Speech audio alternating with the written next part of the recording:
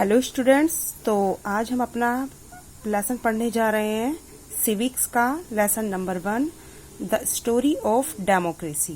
Democracy, as you know very well, you have already read about democracy in your previous class. तो इस lesson में हम पढ़ेंगे democracy के बारे में. और डेमोक्रेसी में क्या क्या पढ़ेंगे यहाँ पे. First of all, what is democracy. Democracy क्या होता है आप 6 में भी पढ़ चुके हैं, 7 में और फर्दर पढ़ेंगे इसके बारे में.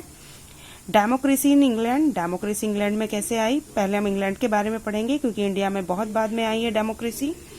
History of democracy. डेमोक्रेसी कहाँ से स्टार्ट हुई और कैसे अलग अलग टाइप से होती हुई अब ये किस फॉर्म में है. The march to democracy. March का मतलब यहाँ पर महीने के लिए नहीं है. मार्च का मतलब है कि डेमोक्रेसी कैसे आगे बढ़ी, उसमें क्या क्या चेंजेस हुए. तो पढ़ना स्टार्ट करते हैं. What is democracy. डेमोक्रेसी क्या होता है. In a democracy it is people in whom the power reside. यानी कि डेमोक्रेसी में क्या होता है, सारी पावर किसमें होती है, पीपल में, यानी कि लोगों में. लोग ही अपना नेता चुनते हैं और खुद अपने वोट के अकॉर्डिंग चुनते हैं, अपनी मर्जी से चुनते हैं. तो इसमें कह सकते हैं कि जो सारी ताकत होती है किसी भी देश को चलाने के लिए वो उसके लोगों में ही होती है. किसमें, डेमोक्रेसी में. अगर वहां पर डेमोक्रेसी रूल है तो it is thus defined as the rule of the people. हम कह सकते हैं दूसरे शब्दों में कि डेमोक्रेसी का मतलब है रूल ऑफ द पीपल, यानी कि लोगों का शासन. The people are given the choice of how they want to be govern. लोग अपनी मर्जी से, अपनी चॉइस के अकॉर्डिंग वो चाहते हैं कि वो किस तरह से उनका शासन चले, रूल हो. गवर्न माने रूल किया जाए. द पीपल दस हैव ए से इन फंक्शन ऑफ द गवर्नमेंट. यानी कि हम कह सकते हैं कि लोग अपनी मर्जी से ही अपनी सरकार को चुनते हैं. ये बहुत इंपॉर्टेंट लाइन है, ध्यान से पढ़ेंगे इसे. The American president. अमेरिका के एक प्रेसिडेंट हुए हैं अब्राहम लिंकन. क्या नाम है उनका, Abraham Lincoln. Had describe democracy. उन्होंने एक डेमोक्रेसी की बहुत ही अच्छी डेफिनेशन दी है. एज, क्या बोला है उन्होंने, government by the people for the people of the people. यानी कि डेमोक्रेसी, डेमोक्रेसी को हिंदी में क्या बोलते हैं, लोकतंत्र. यानी कि हम कह सकते हैं लोकतंत्र एक ऐसा शासन होता है जो किसके द्वारा, गवर्नमेंट किसके द्वारा चुनी जाती है, पीपल के द्वारा. किसके लिए चुनी जाती है, लोगों के लिए चुनी जाती है और लोगों पर ही उसका शासन होता है. यानी कि हम कह सकते हैं लोकतंत्र जनता का, जनता के लिए, जनता पर शासन है. The two guiding principle of democracy are equality and freedom. यानी कि अगर हम बात करें डेमोक्रेसी में कि आखिर डेमोक्रेसी में मेन चीज क्या होती है, वो होती है इक्वालिटी और फ्रीडम.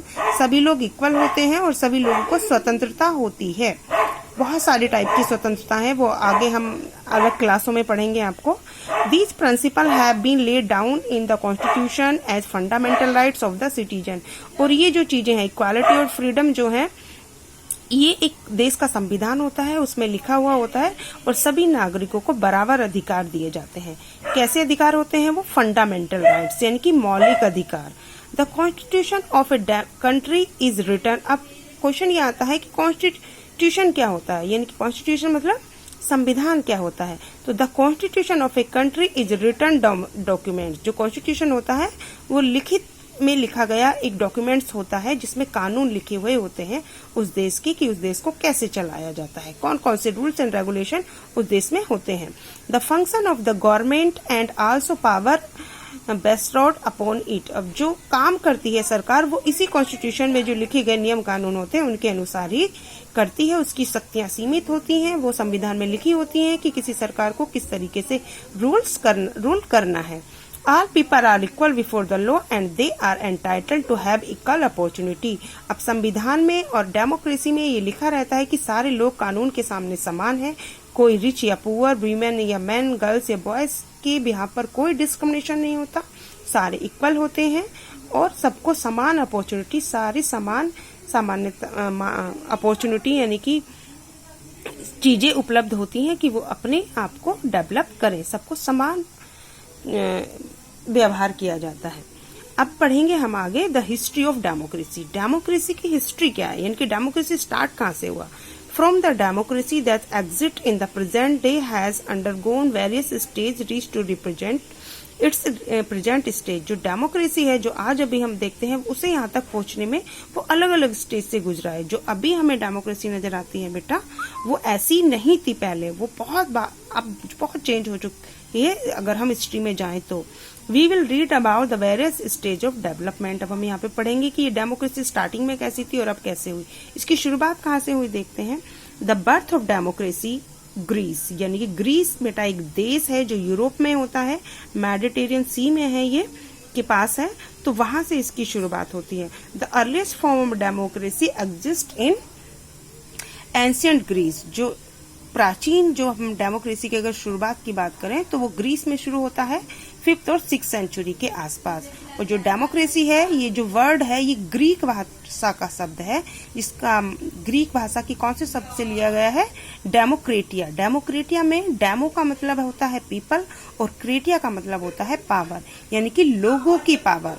डेमोक्रेसी का मतलब होता है लोगों की पावर, किसी एक पर्टिकुलर व्यक्ति पे इसमें पावर नहीं होती, इसमें सभी लोग मिलकर एक डिसीजन लिया जाता है। However the type of democracy that exists in Greece during ancient time is very different from present day democracy। हालांकि जो अभी हमें डेमोक्रेसी नजर आती है वो प्राचीन काल की डेमोक्रेसी से बहुत अलग थी।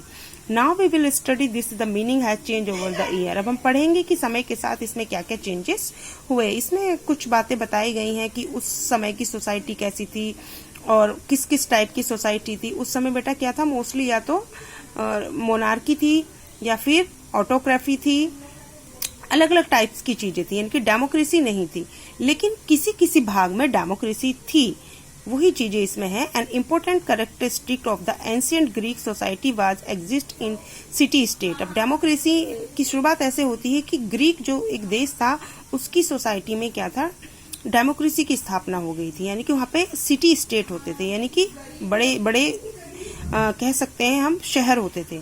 इन this city state all citizen except slaves, women and foreigner participated in decision making the issue in the state.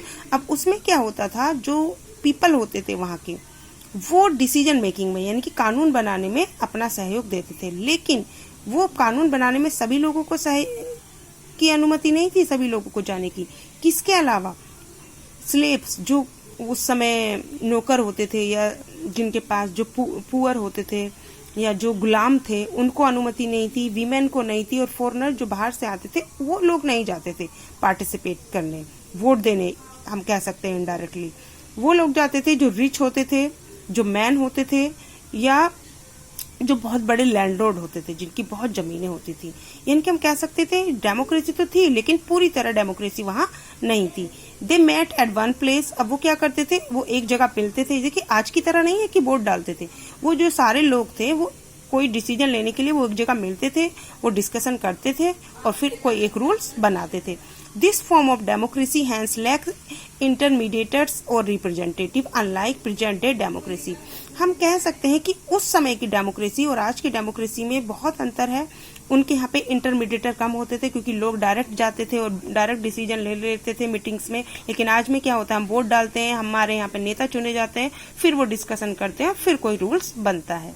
तो ये सारी चीजें हैं, ये हिस्ट्री है, ग्रीस से शुरू हुआ है।